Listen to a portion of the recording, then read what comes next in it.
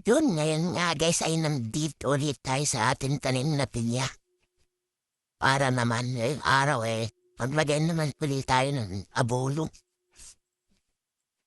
Mapabuhan na natin itong ating tanim na pinya. At ito nga parang ating abono na gamit. 14-14 at saka urea.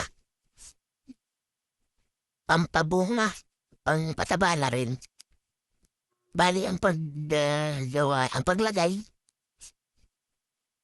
paparehasin mo lang yung sukat ng 14-14 at saka yung urea.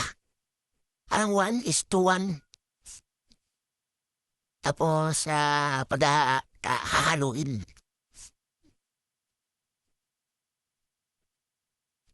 Tapos ilubog natin dyan sa puno ng pinya. Wag lang doon sa talbos. Wala doon sa talbos siguro mga 5 dahon pababa. Huwag lang natin matatamayan talbos at yung masira yung talbos na.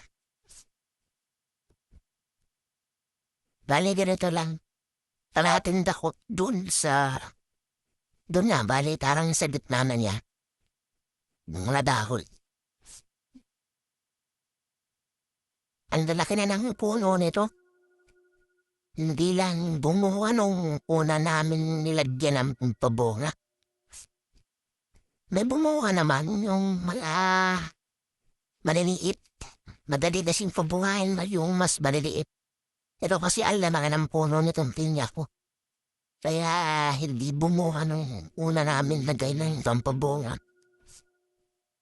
Ngayon ay siguro naman bubuha na ito. Maghintay lang tayo ng mga 2 weeks siguro mahigit. At lilitaw na yung buwan niyan. Para mapakinabangan na natin ang ating talim na pinya. Yan, ganyan.